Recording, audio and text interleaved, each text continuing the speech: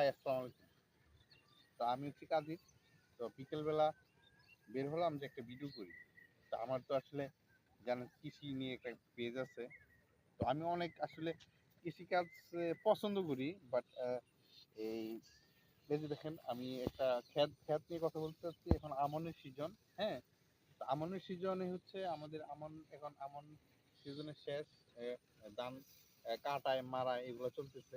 তো কিছু কিছু ধান এই যে মারাই চলতেছে, মারাই অলরেডি অনেক ধান কেটে ফেলছে, আবার কিছু ধান রয়েছে, হ্যাঁ। তো একটা ধানের ক্ষেত দেখাই। তো এবার হচ্ছে বাম্পার ফলন হয়েছে ধানের। হুম। ধানের প্রচুর ধানের বাম্পার ফলন হয়েছে। তো আর এ ধরেন এই ক্ষেতটা, হুম। তো এই ক্ষেতটা হচ্ছে 20 শতাংশ ক্ষেত।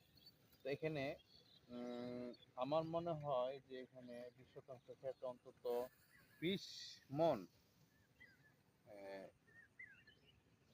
20 থেকে 25 মণ ধান এখানে হবে, হ্যাঁ। আসলে এবার খরচ কমও পড়ছে, বৃষ্টি হয়েছে সময় মতো। তো এই জন্য আমাদের এই ধানগুলা এবার খুব বাম্পার ফলন। তো আমরা যারা আসলে আমনের যারা, অবশ্যই আমি অবশ্যই চাষাবাদ সেভাবে ইয়ে করি না। তো যারা আমনের ধান করেন, যাদের এরকম পতিত জমি আছে, তারা কিন্তু এই খালি না ফেলে রেখে এরকম ধানের চাষাবাদ করতে পারে। ওকে, বিদায় নিলাম। আসসালামু আলাইকুম। না ঠিক আছে।